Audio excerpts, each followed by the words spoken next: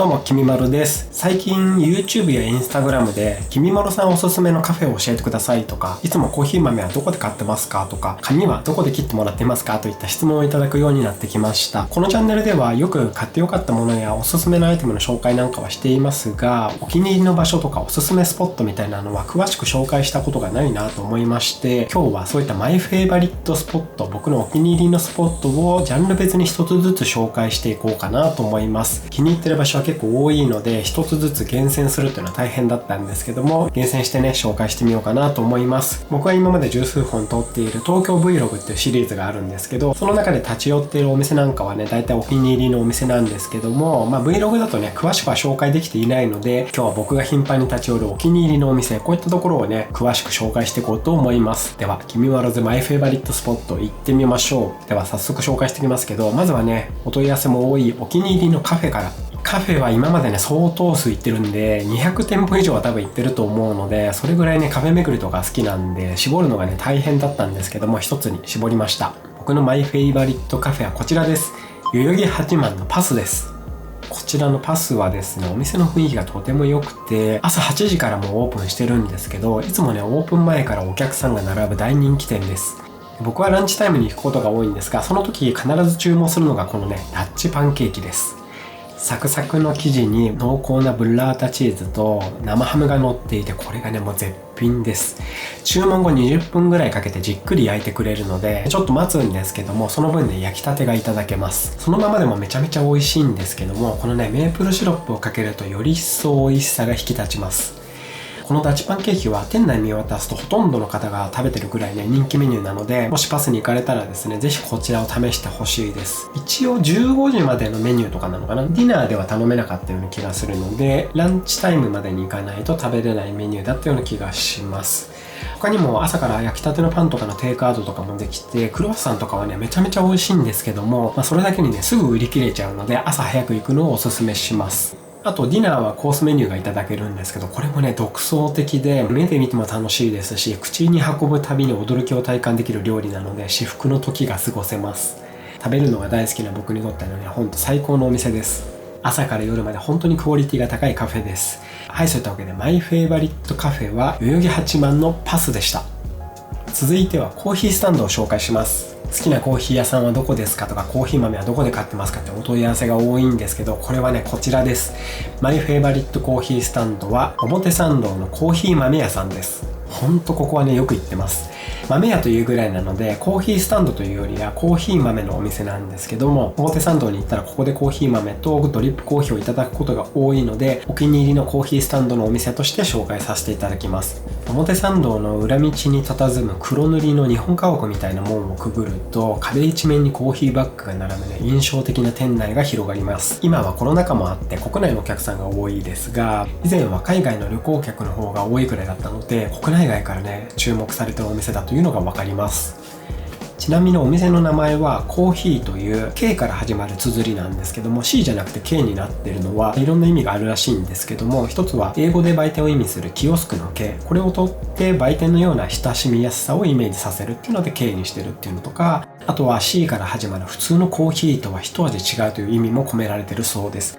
実際ここのコーヒーはねほんと一味も二味も違います。いつも違ったコーヒー豆が入ってるので、毎回違う豆をいただくんですけど、本当ね驚きの連続なんですよ。常時十数種類のコーヒー豆が用意されていて、これがメニューなんですけども、浅入り深入り、あと味わいの重さがこういう風にマトリックスになっていて、こちらの好みに合わせてバリスタの方が最適な豆を選んでくれます。コーヒー豆を自分で選ぶのって結構ね難しい印象があるんですけども、自分の好みが分からなくてもバリスタの方がこちらに普段どんなお店のコーヒーを飲まれますかという風に、こちらが答えやすい質問を親身に聞いてくれるので、いつの間にかね自分の好みのコーヒーに導かれるっていうね、そんな感じです。最近はお店に行くと女性の方とかがね、例えば彼氏さんにプレゼントとかで、プレゼントでコーヒー豆をあげたくてどんなのがいいですかっていう風にね聞いてるところとかもねよく目にします。そんな時もバリスタさんが、その方は普段どんなコーヒーを飲まれますかみたいにねちゃんと聞いてあげてるので、なのでプレゼントでねコーヒー豆を考えてる方は、あげる方のコーヒーの傾向みたいなものをね事前にうまいこと探っておくと、よりベターなコーヒー豆のプレゼントが選べるんじゃないかなと思います。コーヒー豆のプレゼントっていいですよね。僕もねコーヒー豆プレゼントでもらったらかなりテンション上がると思います。ちなみに僕は浅入りで柑橘系の酸味のあるコーヒーが好きなんですけど、よくあるね、浅入りのコーヒーとは全く違った味わいのコーヒーに出会えます。でそこでドリップコーヒーでいただいたりもするんですけども、これコーヒーですかみたいな、お茶とか紅茶とか、時にはね、チョコレートのような味わいのコーヒーもあったりして、コーヒーの奥深さとか幅広さっていうのはね、ほんと実感できます。コーヒー感が変わるっていう感じですね。好みの豆が見つかったら、もちろんお豆で購入することもできますし、その場でドリップコーヒーで1カップ購入することもできます。家にグラインダーとかのコーヒー器具があるようであれば、豆のまま買うことをお勧めします。で自宅にコーヒー器具があるっていうことを伝えると、どんな器具を使ってるかっていうのを聞いてくださるので、その器具に合わせたコーヒーの入れ方っていうのも教えていただけたりするので、本当ね、そういう気配りもね、嬉しいですよね。また家にグラインダーがない方は、その場で引いていただくことももちろんできます。そういう感じで一人一人丁寧に接客してくださるので、時間がある時に行った方がいいかもしれません。休日は結構最近並んでいたりもするので、平日がおすすめだと思います。あと最近は清澄白河にコーヒー豆屋かけるというコーヒーをコースでいただけるユニークな形態のお店も展開してますので、こちらは予約制なので、そちらもね、ぜひチェックしてみてください。僕も先日早速行ってきましたが、ほんとね、面白いコーヒー体験ができました。かけるでもコーヒー豆は買えますので、お近くの方はそちら行ってみてもいいんじゃないかなと思います。はい、そういったね、親切なバリスタの皆さんが親身にこちらの好みのコーヒーと出会わせてくれる素敵なコーヒー豆屋さん。こちらがね、マイフェイバリットコーヒースタンドです。続いては緑のお店ですね。最近ハマっている観葉植物のお店を紹介します。マイフェイバリットグリーンショップはこちら、南青山のソルソパークです。青山一丁目駅と乃木坂駅の中間ぐらいに位置していて、都内に何店舗かあるソルソの中でも最大規模の店舗です。店舗の中には所狭しとグリーンが並んでいて、小さな鉢から天井まで届きそうな大物まで置いてあります。で隣にはドライフラワーを中心としたお店も構えていて、さらに店の外にはアウトドアグリーンがマーケットのように並んでいて、総面積1万平方メートルの敷地内にはこのようなね、広場もあって、都会の真ん中とは思えないような体験ができます。その隣にはスペシャリティコーヒーが楽しめる広々としたカフェのリトルダーリンコーヒーロースターズも併設されています。僕ほんとね、ここはよく行っていて、グリーンを探したい時とか、あとね、こういう広場で癒されたい時なんかにも足を運んだりしています。はい、マイフェイバリットグリーンショップはこちらのソルソパークでした。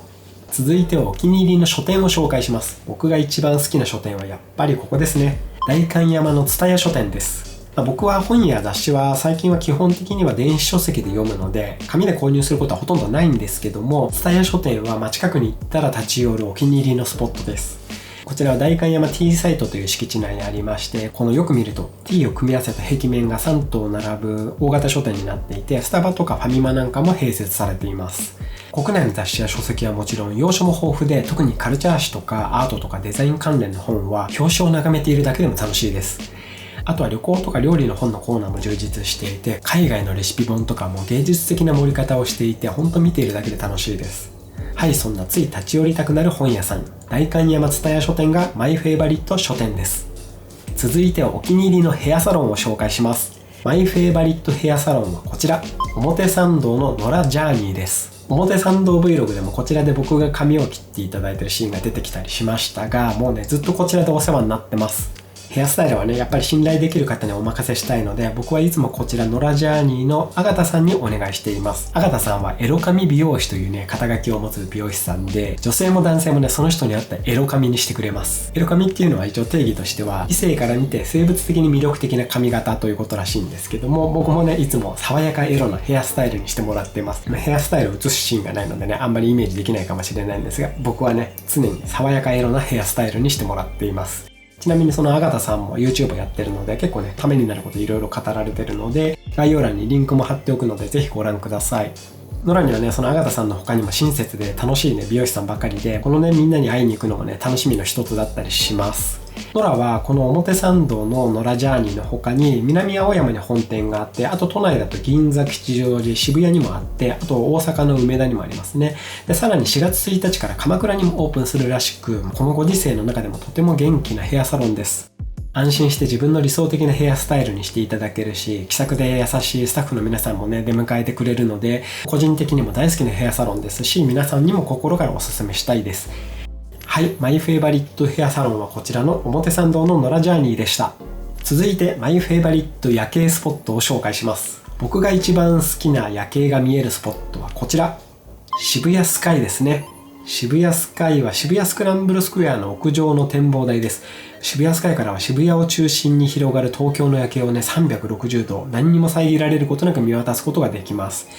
オープンエアで広々しているので、密を回避して安心して夜景を楽しむことができます。結構カップルも多いですね。デートコースとしてもいいんじゃないでしょうか。そんな中で僕はカメラを片手に撮ってるわけなんですけども、撮影目的でも楽しめると思います。この屋上展望台は正確にはスカイステージと言われるところで、一つ下のフロアのスカイギャラリーからも夜景が望めます。ここからは渋谷のスクランブル交差点を見下ろしたりもできますね。屋上のスカイステージよりある意味ゆっくり夜景を眺めることができます。こんな感じで渋谷スカイは屋上からもギャラリーからも夜景を存分に楽しめるので、僕のお気に入り夜景スポットです。こちらはチケット制で大人1800円で入場できます。基本的に事前予約みたいですが、当日チケットも買えるのかな。感染予防対策で制限などもね、かかることもあると思うので、公式サイトで随時チェックした方が安全だと思います。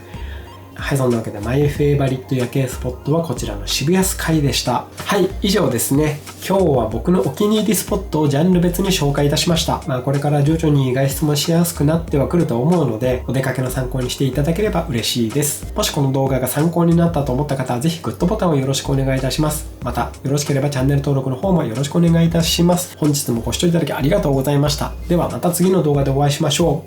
う。バイバーイ。